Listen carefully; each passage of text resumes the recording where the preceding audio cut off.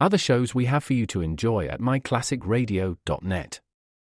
The Avengers was most certainly not a household name in South Africa prior to the radio series. With no national television service until 1976, the mechanism simply was not present in the country to show television programs to mass audiences. While many other countries reveled in the filmed adventures of John Steed and company, South Africa was not equipped to join in the fun. The series took Britain by storm and made a major impression in the American markets, being that greatest of rarities, a British series given a network transmission slot. However, as a filmed series, rather than a videotaped one, The Avengers was able to gain a modicum of exposure in South Africa through film rentals. Come and listen at myclassicradio.net.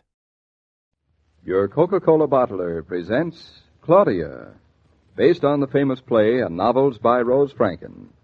Brought to you transcribed Monday through Friday by your friendly neighbor who bottles Coca-Cola. Relax, and while you're listening, refresh yourself. Have a Coke. And now, Claudia. And now it is my great privilege and my great honor as first selectman for the township of Eastbrook to unveil this new war memorial. Your hand is cold, darling. Hold on, David. Does it get you? Yes, it gets me. I unveil this monument to our sons, our brothers, and our husbands, with the hope that those men we do honor here today, and in a larger sense, those men who died for the free way of life all over the world, have not died in vain. So, with no more words, but with a heart full of prayers, Eastbrook Memorial to our war dead.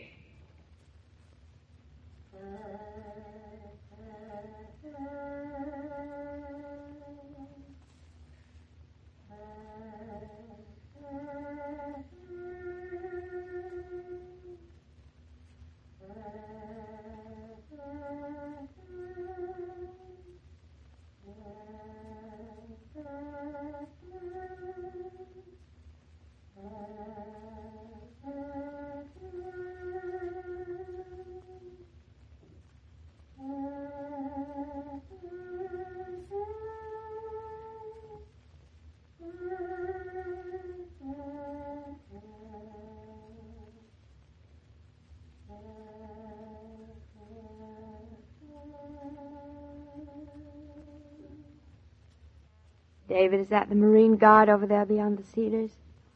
They look so young, as if they were going away to school for the first time. Quiet, Doc.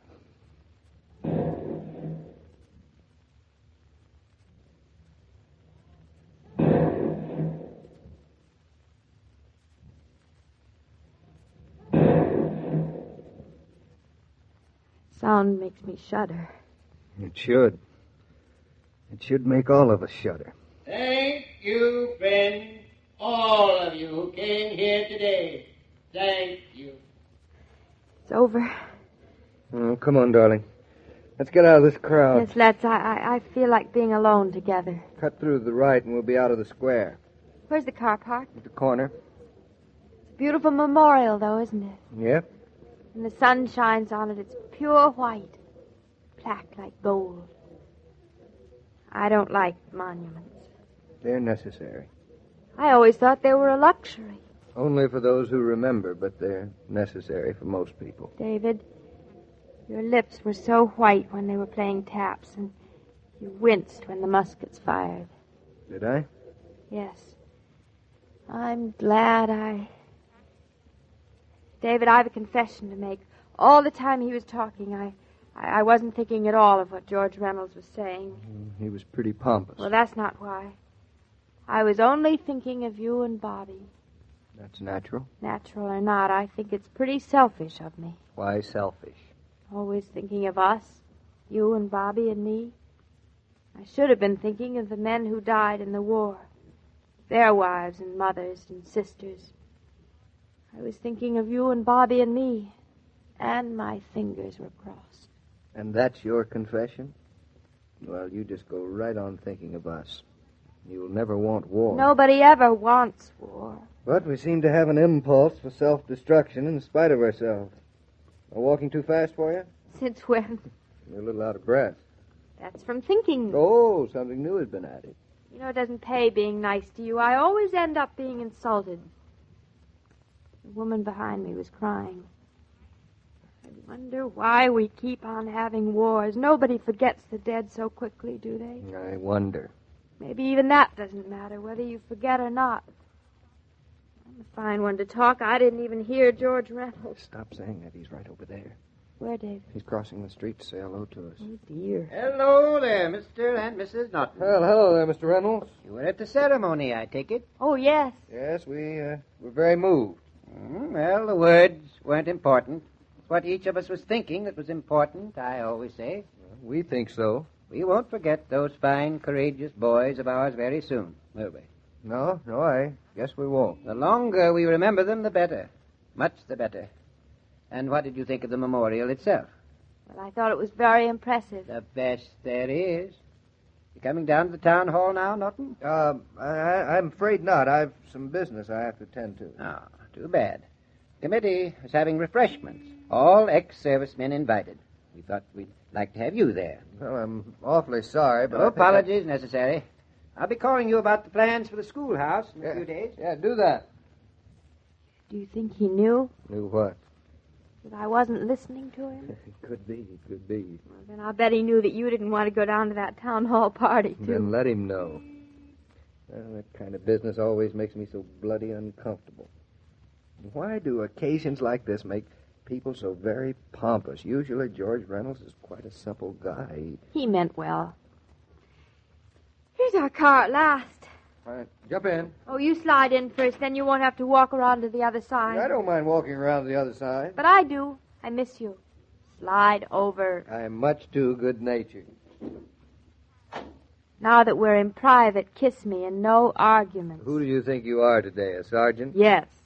I'll kiss you when I choose and please, not before. When is that? Now. Now, shove over.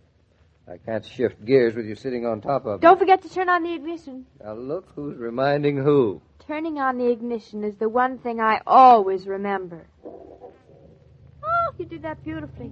Thank you so much.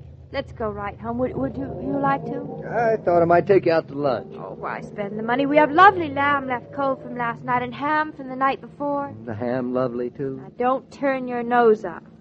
You like cold cuts well enough when you order it in a restaurant at $2.50 a slice. I didn't say anything. Only because I didn't give you the chance. Let's go home, David. I feel like home. All right. Home we go. Town's so quiet. Strange how choosing one day of the year and setting it apart for remembering makes everything look and sound different. There's nothing the matter with that much. As long as it's not the only day of the year people remember on. I mean people like me who escape so easily without one scar. Are you still kicking about that? Last year you were feeling guilty because you'd been born too late to suffer the first war or be worried about the second. I don't feel guilty anymore, just immeasurably lucky. Twice as scared that we might ever have war again because I know how wonderful life can be. Well, at least you do know. Hey, David, where are you going? This isn't the way home. We can go home this way, just as well as the other. It's longer this way. Ooh, just a mile or two. Or 3. Not that I don't like driving with you, but you're getting to be an awful spendthrift. That's me. I need some gas. The tank is 3/4 full. Well, why wait till it's empty? Then it's too late, and you never remember to fill her up. I've only run out once, and that was half your fault, too. Oh, yeah. Besides, there's still no reason for going in this direction. There's a gas station much nearer the other way. Well, now that I've started, I thought I'd stop by Spofford Station. Spofford Station? Is that the station run by the thin little woman with freckles on her arms? So, freckles and gas have nothing to do with each other. You always go there for gas, don't you? When it's as convenient. Even when it's as not, like today. It's funny, a woman running a gas station. Though I don't see why not, especially. No reason. You women run everything else, or try to. Is the gas better there or something, David? About the same. All gas about the same. I were the jealous kind. Still, she seems awfully nice. Stop thinking. You're wasting good energy. You're wasting good time and gas. We're here, and what's your hurry, Miss Tightwad? You know, it is an unusually clean gas station. It is. Women are really more talented than men about things. Nobody home. She's probably still downtown because of the Armistice Day ceremony. No, I don't think she'd have gone. Why not?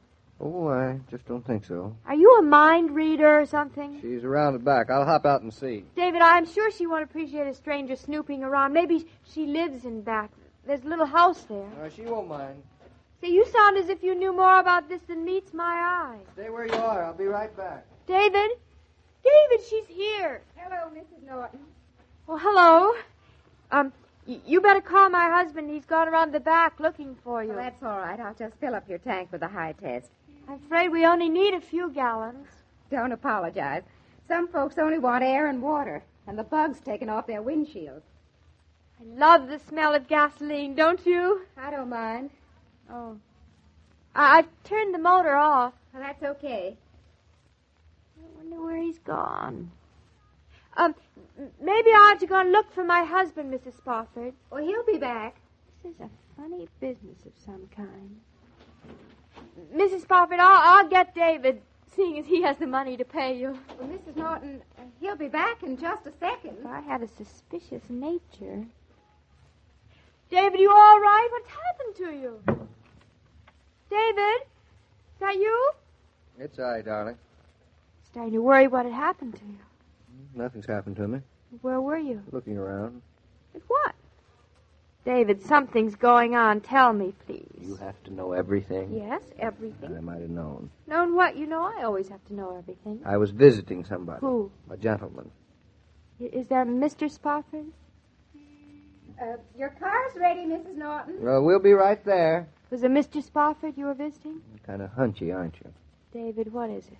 Yes, it was Mr. Spofford. He's sick. So that's why she... Is that true? Kind of. That's why you buy your gas here. Why didn't you tell me? How could I mind? Al Spofford isn't just sick, darling.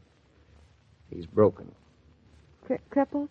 The war left him pretty cracked up. He's disfigured and maimed. Except for his wife, very much alone. The war. That's why you felt you had to see him today, isn't it? Well, They erected a monument to the dead, and on their own back doorstep there was the living. Forgotten except by you. This is your monument, David.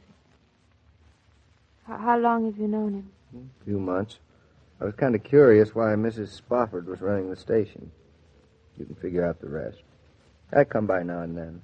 Shouldn't he be in a hospital? Not sick. He's just quite through with life. David, I think I'd like to meet him. He's not a very pretty sight, darling. Think he'd mind? No, I think he'd like it, but you don't have to do this. Yes, I have to. And I want to.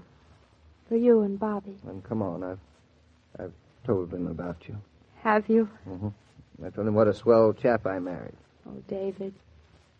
Hold my hand. Claudia, look at me, darling. I'm looking. And remember these words.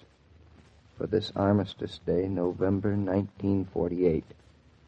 And for Al Spofford, ex-soldier. And all the other living. The tumult and the shouting dies. The captains and the kings depart. Still stands thine ancient sacrifice, and humble and a contrite heart. Lord God of hosts, be with us yet, lest we forget,